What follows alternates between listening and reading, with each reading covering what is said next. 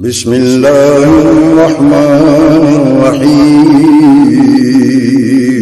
شروع اللہ کے نام سے جو بڑا مہربان نہایت رحم والا۔ نبی کریم صلی اللہ علیہ وسلم کا وہ اہل اور اولاد ہے جن پر صدقہ حرام ہے۔ اس کی تائید سیدنا خالد بن سعد رضی اللہ تعالی عنہ کی اس روایت سے ہوتی ہے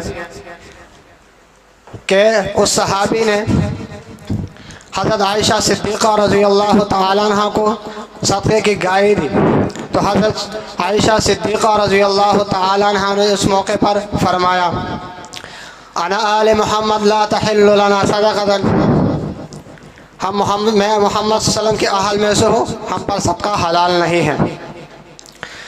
اسی طرح سرور کائنات امام الانبیاء شافع ہمیشہ رسول آخر الزمان صلی اللہ علیہ وسلم نے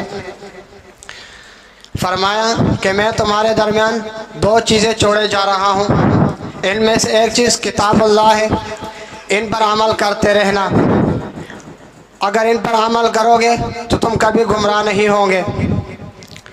فرمایا حبل ممدود السماء الی الارض، اس کی رسی آسمان سے لے کر زمین تک ہے۔ اور مزید فرمایا وعطرت اہل بیتی، اور میرے اہل بیت کا خیال رکھنا۔ اسی طرح آج بعض حضرات نے بعض کو اہل بیت میں شامل کر دیا، اس بعض کو نکال دیا ہے اہل بیت سے۔ آئیے میں آپ کو بتاتا ہوں کہ اہل بیت میں سب سے پہلے شامل کون کون ہیں۔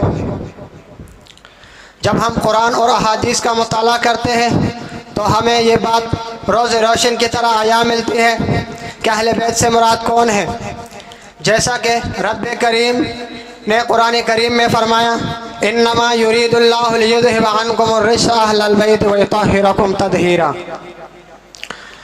دوسری دلیل، جب عزیز مصر نے حضرت یوسف علیہ السلام کو ورغلایا تو اس وقت قرآن نے کچھ اس انداز سے نقشہ کھینچا ہے واستبق الباب وقدت قمیصه قد من دبر والف يا سيدها لدى الباب قالت ما جزاؤه من اراد باهلك سوءا۔ اسی طرح جب حضرت ابراہیم علیہ السلام کو بیٹوں کی خوشخبری دینے کے لیے فرشتے آئے تو قرآن نے کچھ اس طرح بیان کیا ہے قالوا اتعجبین من امر اللہ رحمت اللہ وبرکاتہ علیکم اہل البیت، کیا تم اللہ تعالیٰ کے معاملے میں تعجب کرتے ہو؟ اے اہل بیت، اللہ تعالیٰ کی رحمتیں اور برکتیں ہو تم پر۔ آئیے میں آپ کو اہل بیت کے فضائل بیان کر دینا چاہتا ہوں۔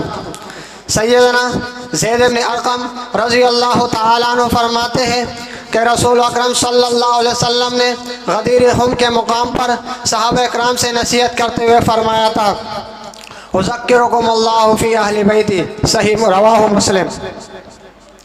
اسی طرح حضرت ابو سعید خدری رضی اللہ تعالی عنہ سے روایت ہے، فرمایا نبی کریم صلی اللہ علیہ وسلم نے فرمایا الحسن والحسین سیدا شباب اہل الجنت، کہ کل قیامت کے دن جنت میں حضرت حسن اور حسین رضی اللہ تعالی عنہما نوجوانوں کے سردار ہوں گے جنت میں۔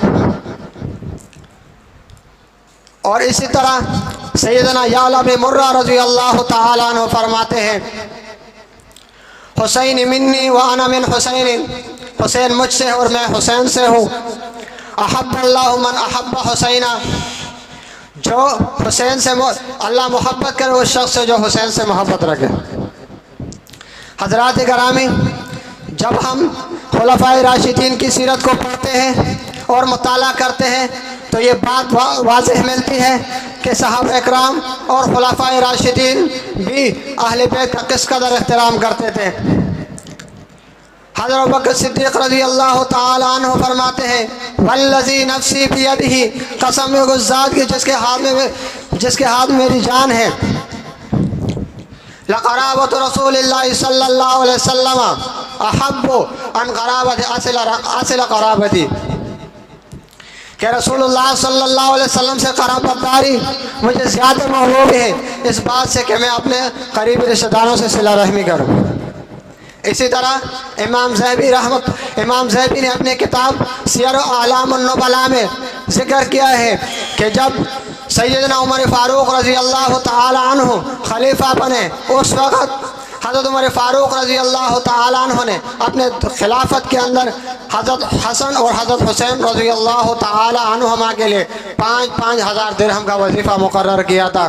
رب کریم سے دعا ہے کہ اللہ تعالیٰ شان اہل بیت ہمیں بیان کرنے کی توفیق دے اور ہمیں سمجھنے کی توفیق دے۔ وآخر دعوانا الحمدللہ۔